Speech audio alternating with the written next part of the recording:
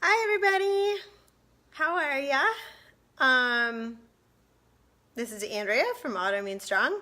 I am so excited to talk to you guys today. So let's get started. We'll jump right in. Okay, 2 rules of being here on my Facebook Live. Number 1, I don't like talking out into no man's land or no woman's land. So if you're here, introduce yourself. Tell me about you. If you're an Autoimmune Strong member, tell me your story. Ask me questions. Whatever you want to say, please say it, because it makes me feel so much better. And I think these conversations are so much better when we can chat to each other. Second is that you'll have to bear with me while I figure out where to put my phone, because I'm trying to not make it all shaky for you. So let's see here. Maybe we'll go out here. Let's see if that works. Yeah, I think that's better. I'll put you on my pool table. It's not a pool table. It's like a little bumper pool table, but my kids love it. That way we can be in the sun and chat. Hi, Kathleen. Welcome to, hi, Karen. I love that you guys are here. This is so exciting. Okay, so today we're going to talk about cardio. So I want to tell you a couple of stories. Because I've written a couple of Instagram and Facebook posts that have resonated so deeply with people that I wanted to talk about them a little bit and give you some perspective as to what I'm talking about in my personal life and when I talk about these things. So yesterday's Instagram post and Facebook post was a quote that says, "Exercise is not created equal for people with autoimmune disease." And that is the foundation. That is of Autoimmune Strong. That is what we're doing here. We are talking about the fact that exercise is not created, all exercise is not created equal for people with autoimmune disease. Tracy, you made it! Yes! I'm glad you found it. Cool. So, okay. So exercise is not created equal. All exercise is not created equal for people with autoimmune disease. And that is really important to understand, because there's 2 things. I can't figure out where I should be. This phone keeps slipping. Sorry, I'm going to change locations. Hi, Kathy. Oh, all these Autoimmune Strong members who are here to chat with me. This is making my day. You guys are making my day. It's beautiful and sunny, and you guys are all here. I'm the happiest girl. Now all I need is a shower. And I'll be even happier. Okay, so I was talking about how exercise is not created equal for people with autoimmune disease. And there are 2 layers to that. The first is that, I talk about this a lot. There's this Goldilocks Principle where we need exercise in order to stay healthy. But we can't do too much exercise, because if we do too much exercise, it will make us sicker. So we have to find this sweet spot where we can move our bodies in order to feel good, and we move our bodies in a way that doesn't spike our stress and our cortisol, and it makes us, and we keep it in the zone of feeling good, and we don't move into the zone of feeling an oncoming flare. That's a tricky balance to find. And, I'm supposedly the expert. I'm here talking to you guys about it, and I'll tell you that I struggle with it sometimes. I talked last week about my experience the day before Mother's Day, where I was feeling so good, and it was sunny out. It was the perfect spring day. It was sunny and warm, but the air was still crisp and cool, and my husband had something to do and my kids had somewhere to be, and I found myself with a morning that was free with no responsibilities. And so all I wanted to do was be outside, and I wanted to go for a long trail run, and so I did.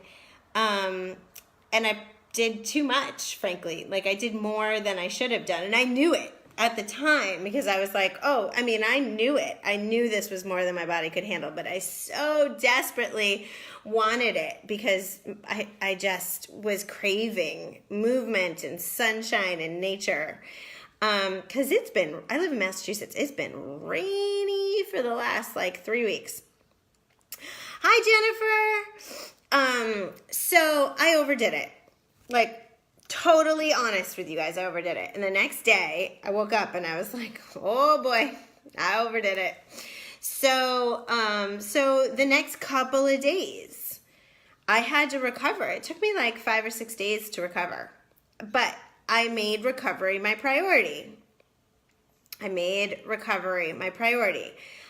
choices about how I was going to exercise in my life. I made a choice to sacrifice a couple of days after I really just stuck to foam rolling and abdominal bracing, and I slept a lot. And on Mother's Day, my kids had planned a whole day for me, and I said to them, it's rainy and cold and I don't feel so great, so can we scrap the plans and just go out for lunch and then spend the rest of the afternoon catching up on Survivor? And that's what we did. And they loved it and I loved it, and it was my recovery day and I really needed it. So that's lesson number one. Lesson number one is that all exercise is not created equal, and we need to make choices about how we incorporate exercise into our day, right? Into our week, into our month. And so if you do too much, you need to find that Goldilocks place where if you do too much, you need to make sure that you plan in enough recovery days in order to prevent a flare-up. Because honestly, if I had tried to exercise the next day, I would have flared 100%. And I didn't flare because I took care of myself. So number two is that when it comes to exercise, the type of exercise really matters. It really matters. I'm going to ask you guys, how many of you think that cardio is the most important exercise to do? Type of exercise. Walking, running, elliptical, hiking, biking. Hi, Sue. This is so great. How many of you guys have spent your lives trying to do cardio? I raise my hand because I grew up feeling learning that cardio is essential for weight loss. Cardio is essential for stress relief. Cardio, you needed to spend an hour on the treadmill every day in order to be fit, right? Christina's saying yes. Christy, sorry. Lauren is saying, I feel guilt because I haven't done cardio. Hand raised. Yeah. Susan, yes. Okay, so I'm hitting a button here. You guys all feel like we've been told that cardio equals exercise. I'm here to tell you that that's not necessarily the truth. Cardio is good for you. Totally. Cardio is good for you. Lori and Tracy. Okay, everybody's talking about cardio. Ooh, I've hit upon a topic. So cardio is good for you. It's good for your heart. It's good for your lungs. It's good for your brain. There's no question about that. I'm not going to sit here and tell you that cardio is bad for you. That's not true. But there is a very big but here. Cardio does not do a couple of things. Number one, cardio does not strengthen your muscles. Cardio does improve endurance, but you can improve endurance in other ways. Cardio does not strengthen muscles. So for those of us who have been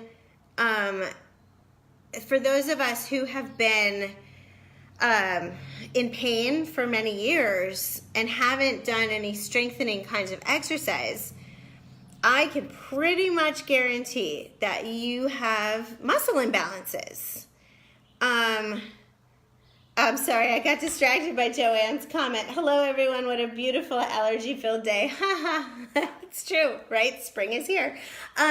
So cardio only exacerbates these muscular imbalances that we have. Weak core, weak glutes, tight hamstrings, tight calves, tight chest, weak back. Cardio does nothing to realign the body, right? And so then when you go out and you do cardio, what it does is it really just takes your posture malfunction and then puts pressure, like you're putting weight on your joints when you do that, right? So it's really just exacerbating these postural malfunctions. So you have to redesign your body first. You got to teach your body how to activate the core. You got to teach your body how to activate the glutes. You got to teach your body how to activate those major muscle groups that will then help you walk with proper alignment. Because if you don't, you're going to exacerbate your pain. Walking, running, cardio is only going to increase pain if your muscle structure isn't right. Okay, that's really important, number one. Number two is that cardio ramps up your stress. Not your when we think of stress, we think of oh my God, my day is so stressful. It's not that kind of stress, but we have stress because of cortisol output. And that's what cardio does. Cardio brings up your cortisol levels.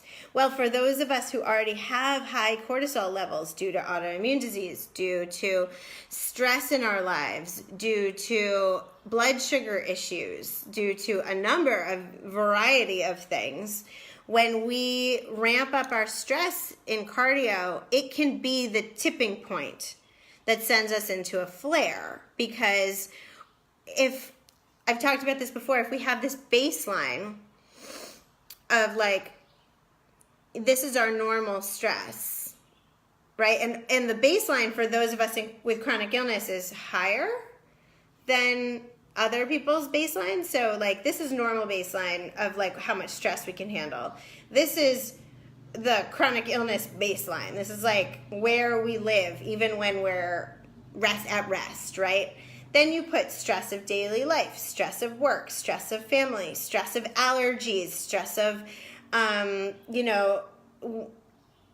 all of those things. So our stress is already higher. Say this is our maximum, right? This is our tipping point where if we go above, we get to flare zone. Well, cardio could be the thing that takes you from here to here. And when you get here, you get to that flare-up place, and it's so hard to come back from that flare-up place. You guys know that, right? You've lived this, where coming back down is painful. So we don't want to get here. We want to stay comfortably here.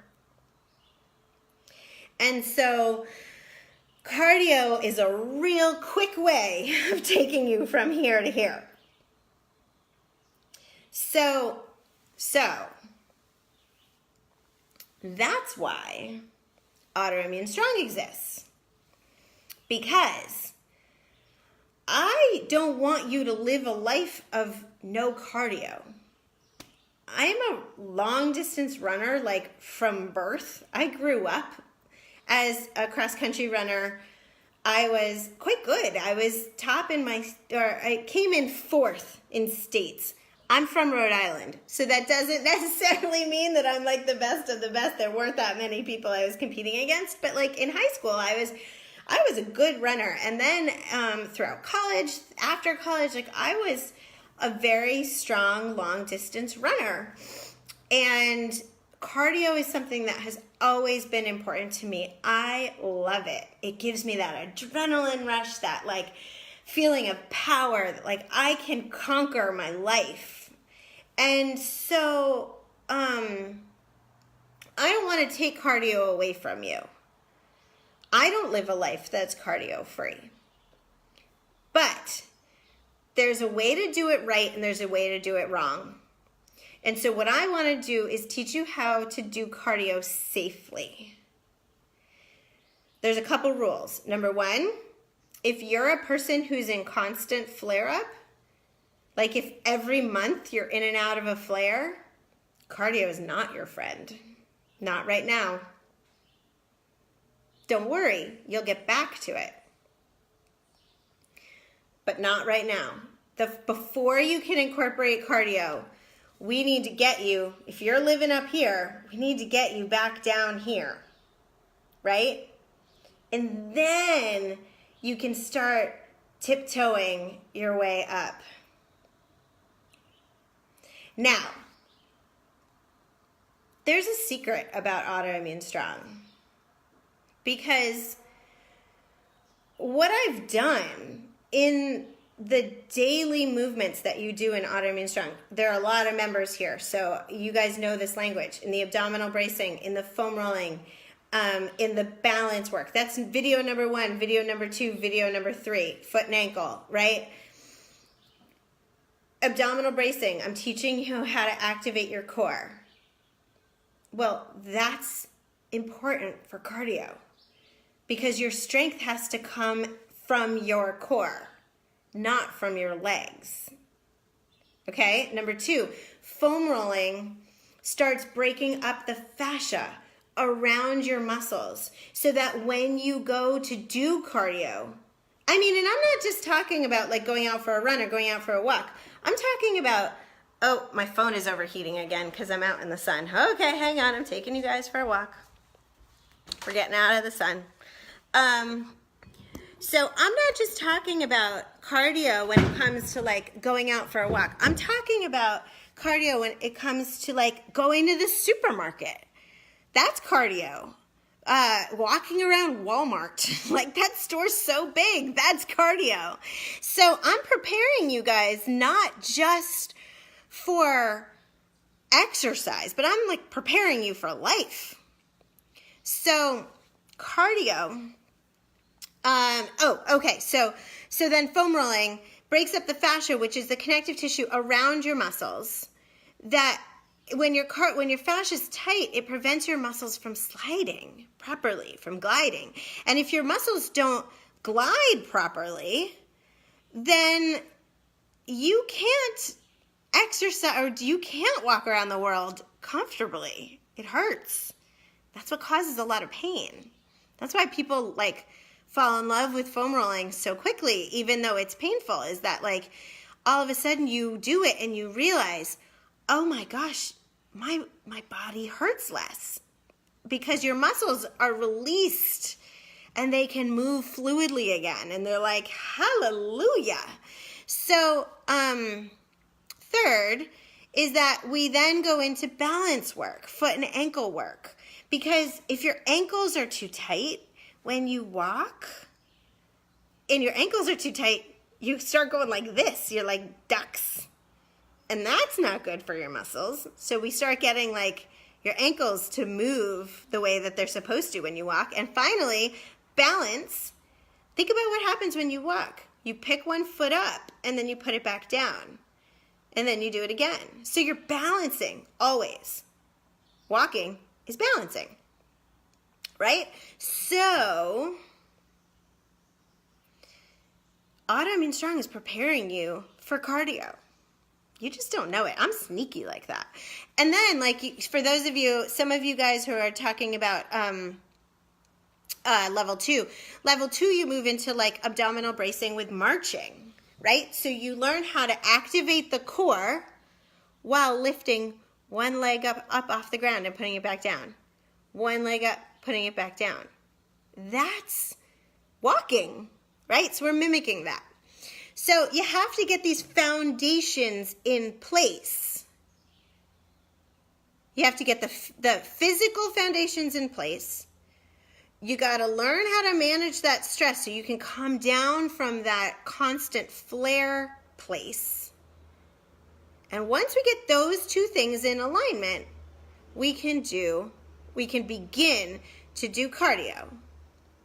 And we're going to do it Autoimmune Strong style, which means you're not going to go out and walk a mile on your first day.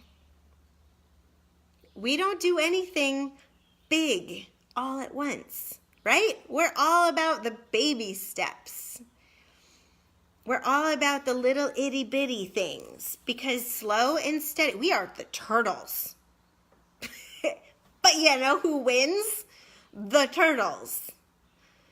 So we got to do it like we're turtles. And we got to have faith that it took us however many years to get into this pain place. So it could take us however many years to get out of it. And that's okay. I'm now at a place where I can comfortably run 3 miles at a time.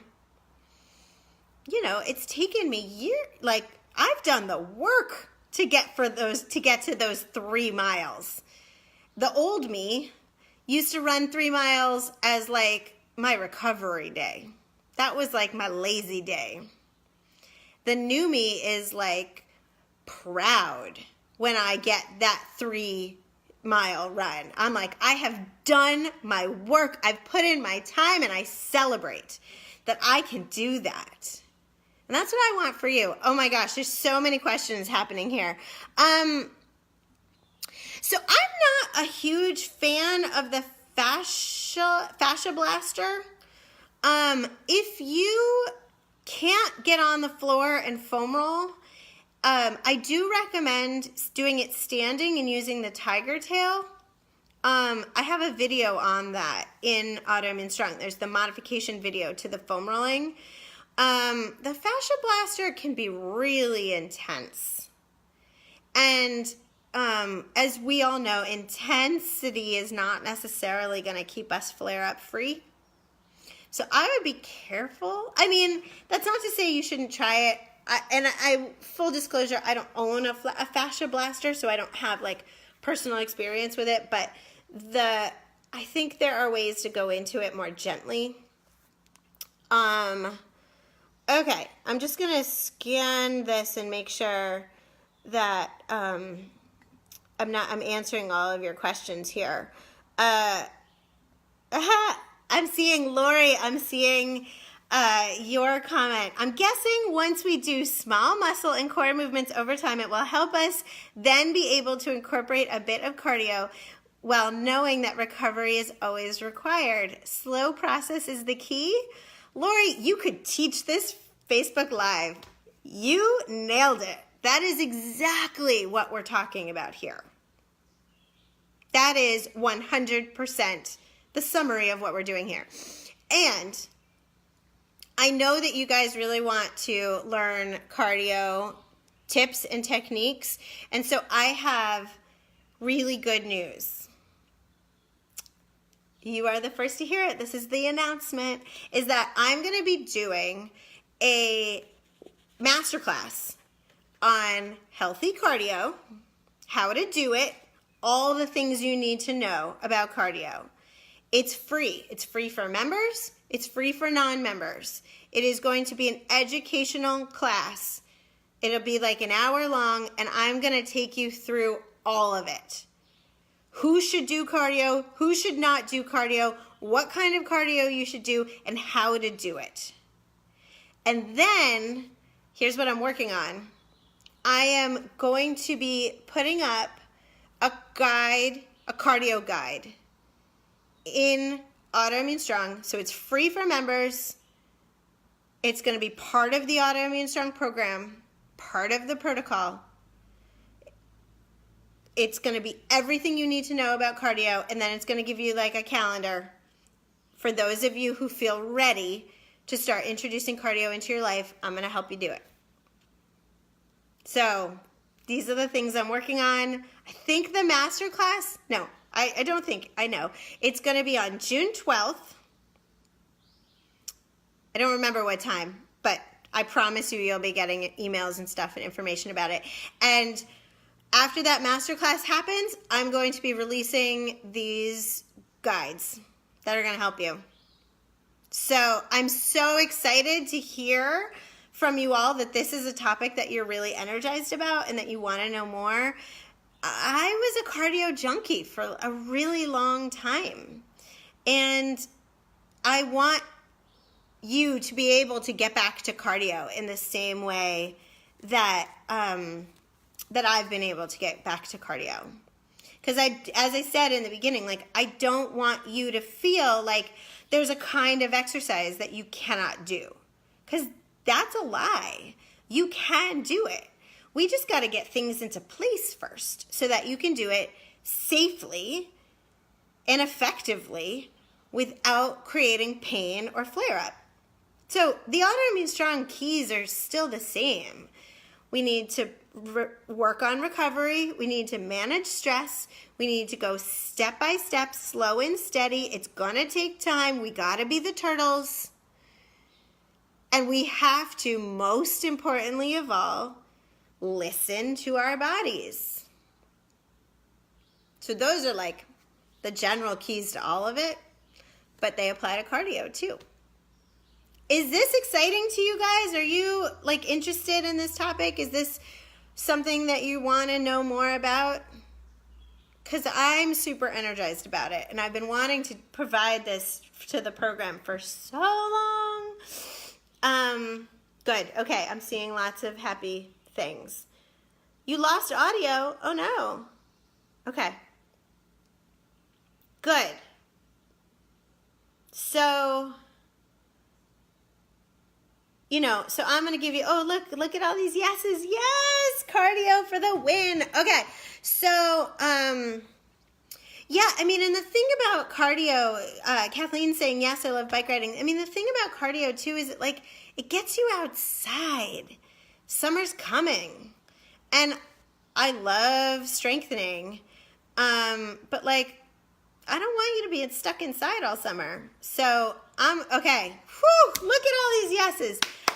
Okay, you guys are as pumped as I am about this. I am really excited. So you will hear from me a little less in the next couple weeks because I've got a lot of work to do to provide these documents, these guides for you, but they are going to be so useful, and they're going to teach you how to incorporate cardio into your life, and also it's going to give you an idea of here's what you need to do vis-a-vis Autoimmune Strong. Here are the exercises you need to work on. Here are the steps you need to take in order to make sure that you are properly prepared for cardio.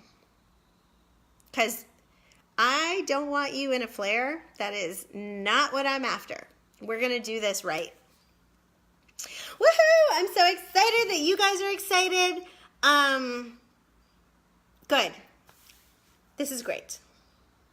Any other questions that you guys have? I've been talking a lot, and I have not answered any or that many questions besides the fascia blaster. Anything you guys wanted to cover while being here? Questions that you have today? Because I know it's going to be hard to wait the 3 weeks, but I'm hoping that you can hang on for the next 3 weeks so it gives me time to produce this stuff. I got to write it all. Okay, Karen is asking, can I describe a flare? The answer to your question is yes and no. So I'll describe a flare the best I can. The reason I say yes and no is that flares look different for almost everybody. There's no one type of flare. The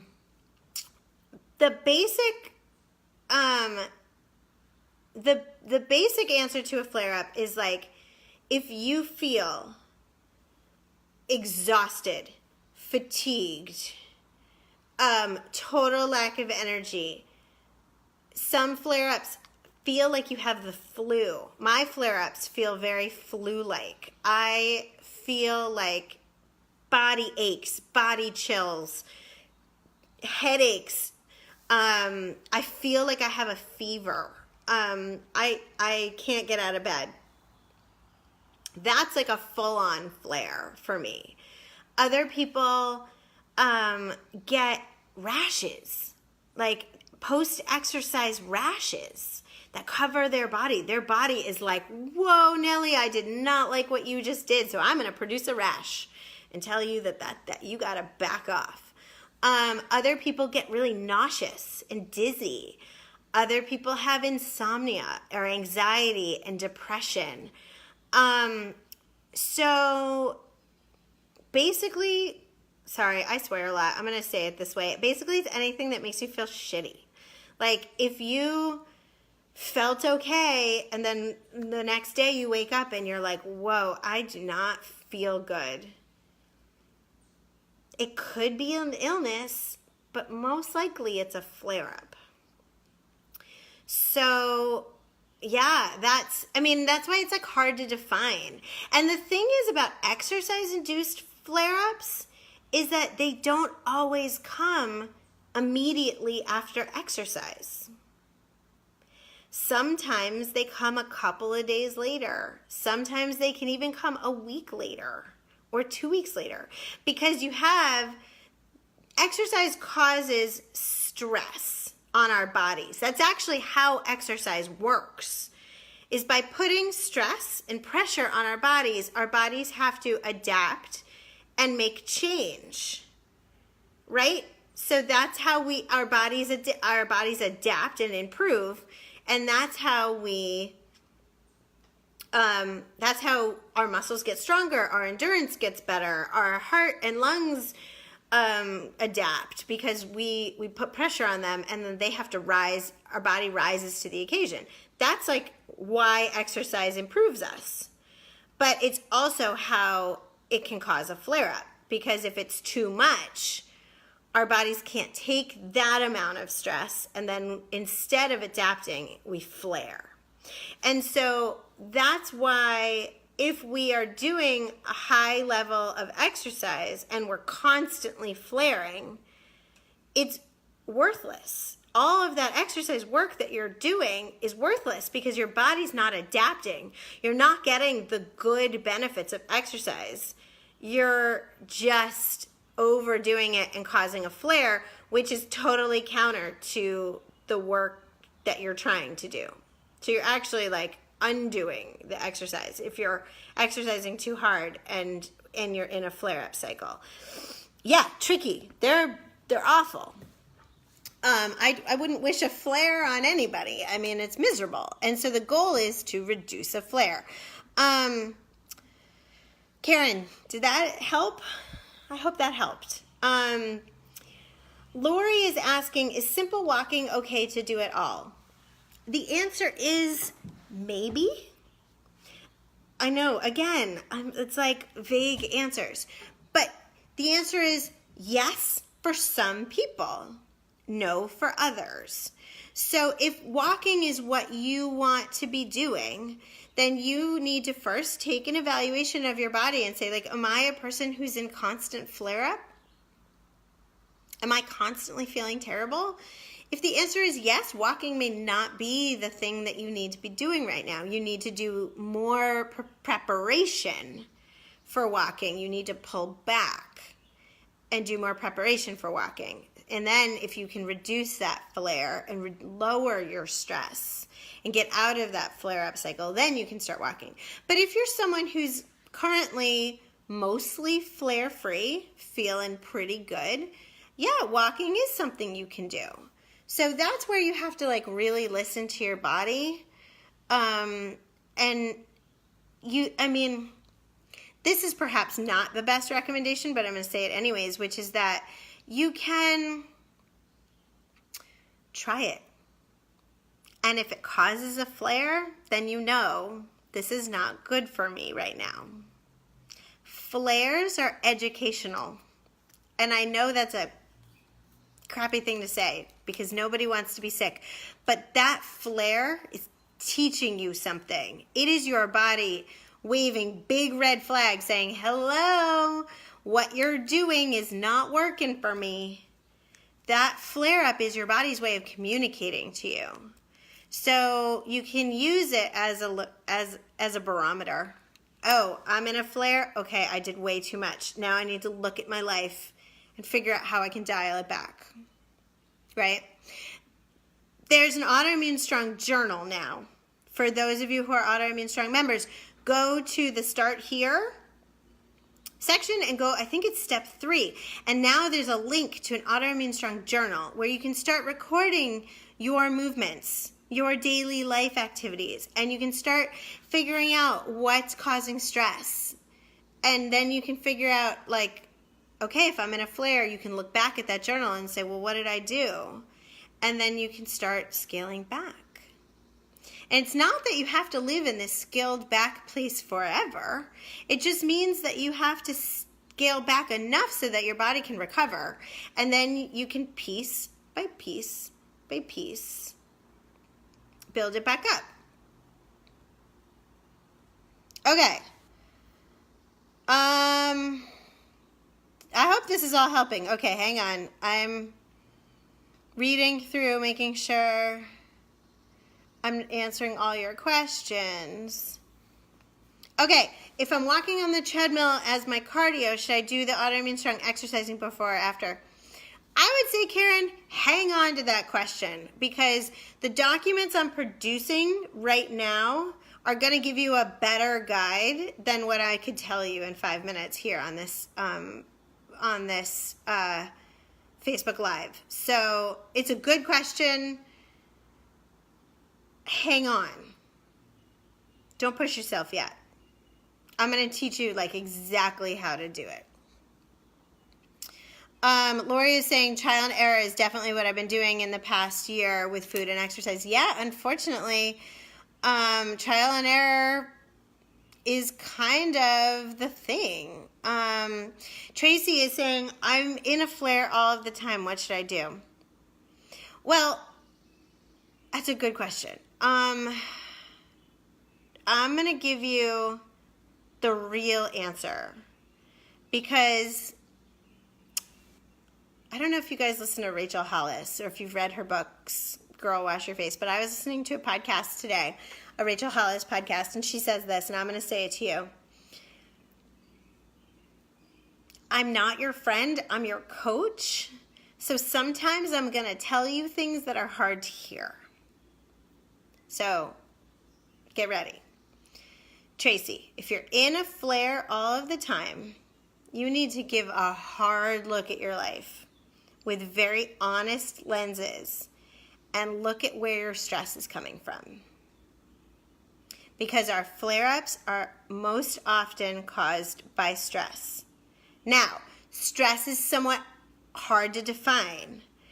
Is it that you're overdoing it in your work life? Are you overdoing it in your exercise? Are you in a relationship that is causing you stress? Are you anxious or worrying about things all the time? Are you feeling like you're never doing enough and you're constantly trying to get a handle on it? Are you sleeping enough? Are you feeding yourself nutritious foods? Because chemically processed foods cause stress on our body. Sugar causes stress on our body.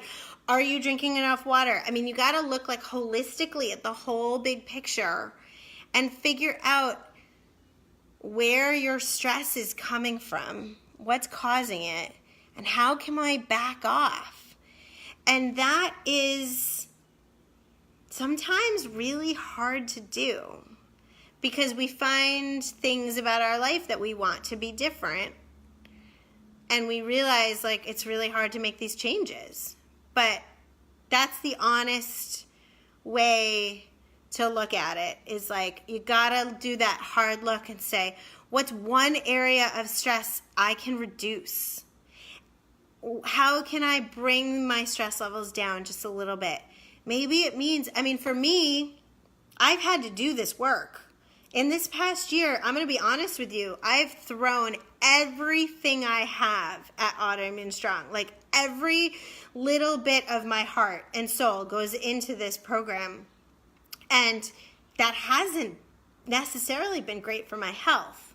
I talked about this in the members only call this past week. So if you guys haven't watched that, that was really cool. But, you know, I've had to take a really hard look of like, how can I scale my stress levels back? So you know what I've done? I've like carved out time every day where I sit down and I read, because I love to read, and I haven't been reading books for years, like as long as I've been doing Autoimmune Strong and raising children and doing my food prep and making sure I exercise and all the things I do to take care of myself. What I had forgotten was like, I just need time to relax and unwind. And for me, that looks like curling up on a couch and reading a good book. And so I've had to make that a priority. And that means that in that time I'm reading a book, I'm not getting other things done. Not answering emails. I'm not food prepping. I'm not hanging out with my kids. I'm not working. But that's okay. Because if I take the time to recover, give my brain some space, then I'm better at all those other things that I need to do. So anyways, a little life coaching from Andrea. You guys, there is so much here. I love this conversation. This is so amazing, which is getting me so pumped for this cardio masterclass that I'm going to be teaching, because I am going to tell you the ins and outs of all of it. In the meantime, thank you all for being here today. I'm going to be here same time, same place, Facebook Live next week, Mondays at noon. For those of you catching this on the replay, I always post the replay to the Facebook page, to the blog page, so it's always available. I think it's even on YouTube. To learn more, for those of you who are not members, about Autoimmune Strong and all of this information that is there about exercise, stress reduction, and autoimmune disease, go to www.getautoimmunestrong.com. I will post a link in the comments. I love you guys. I am so grateful that you are here to chat with me and to chat with each other. We are all lifting each other up, because exercise intolerance is a real problem, and we are here to solve it. So thank you for being along the ride with me, and I will talk to y'all next week. Love you and have a wonderful day. Bye.